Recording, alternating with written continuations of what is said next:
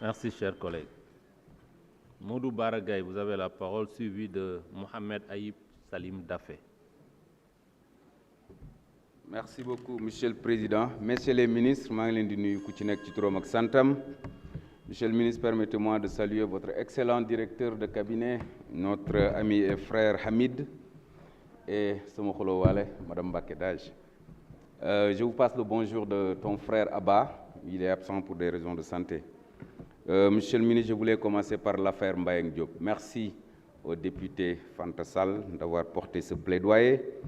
Monsieur le ministre, je voudrais rappeler que li xewoon mi ngi am juillet 2016 ñu ngi ko jugé avril 2017.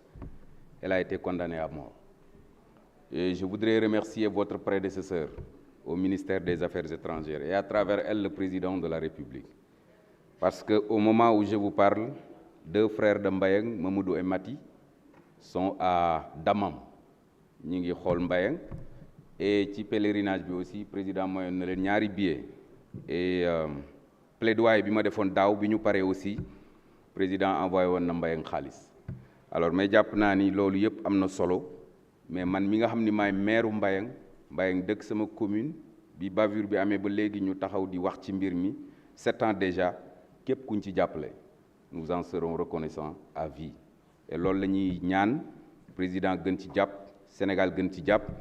Et je pense qu'avec les nouvelles orientations que le prince héritier Mohammed Ben Salman a pris, donc diplomatiquement Sénégal mën na ci def loo xam ni Mbayang mën nañ ko amaat fii ci Sénégal.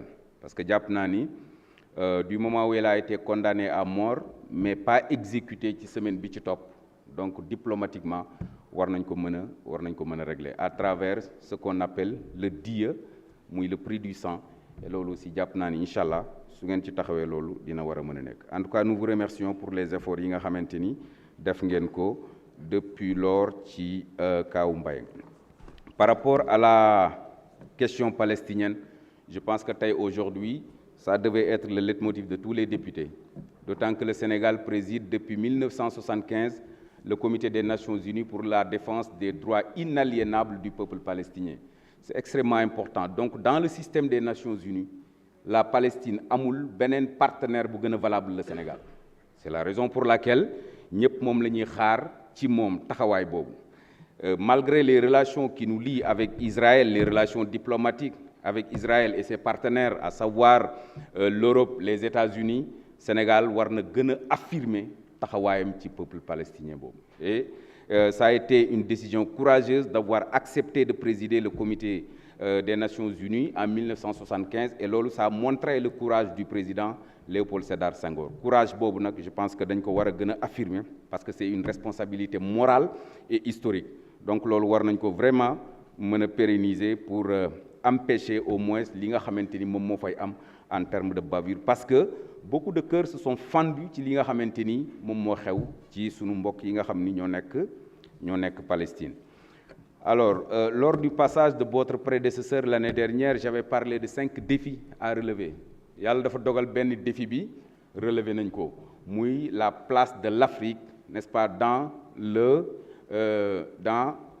le Conseil de sécurité des Nations Unies.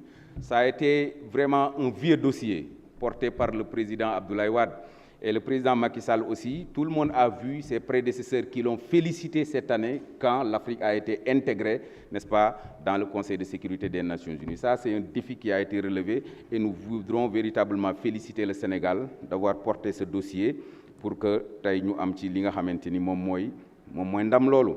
Mais beneen défi bi nga xamante ni tey moo ñuy interpellé muy le défi de la pacification de la sous-région. Alors, monsieur le ministre, vous n'êtes pas sans savoir que dans notre sous-région, il y a ce qu'on appelle la diplomatie du bon voisinage. Et Sénégal daf ci mës a jouer rôle bu am solo bu extraordinaire. Et cette diplomatie du bon voisinage, mën nañ gis ni mi ngi sooxe parce que y a 2 pôles qui s'entrechoquent aujourd'hui.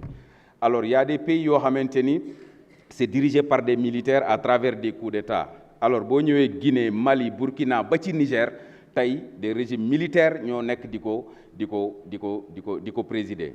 Alors nous avons frôlé benn guerre au niveau de la sous-région et est-ce que ba léegi sax coow li réglé na alors je donne ma langue au chat. Et loolu Sénégal dafa am taxawaay bu am solo boo xamante ni war na ko ci mën a jouer loolu c'est un défi boo xamante ni ça interpelle le Sénégal. Alors maintenant, la question que je voulais poser, moi, qu'est-ce que le Sénégal prévoit de faire pour la pacification, n'est-ce pas, des tensions au niveau de la sous-région, parce que l'on le Sénégal. Alors maintenant, la place de l'Afrique dans le Conseil de sécurité des Nations Unies, je l'ai dit. Alors maintenant, je voulais savoir où est-ce que vous en êtes avec l'unité africaine, parce que c'est un dossier qui tenait à cœur le président Abdoulaye Wade, avant de passer les témoins au président Macky Sall. Mais on a l'impression que depuis que le président Wade a quitté ce pouvoir, il n'y a pas eu beaucoup d'avancées majeures sur l'unité africaine. Et vous n'êtes pas sans savoir aussi que dans ce monde, il y a ce qu'on appelle les grands pôles, les grands ensembles, l'Union européenne, les États-Unis d'Amérique, Émirats arabes unis. Si l'Afrique véritablement continue ci li nga xamante ni mooy saucissonnement bi nga xamante ni moom la n'est-ce pas les colons bàyyee woon ñu donc jàpp naa ni Afrique dinañ bëgg mu développer te du dem et loolu j'estime que ñun suñu réew am na possibilité jouer ci rôle bu am solo parce que comme j'ai l'habitude de le dire le Sénégal est un petit pays sur le plan géographique mais c'est un géant sur le plan diplomatique. Je vous remercie. Merci, chers collègues. Mohamed Aïb Salim Dafé, vous avez la parole, suivi de Cheikh Seck.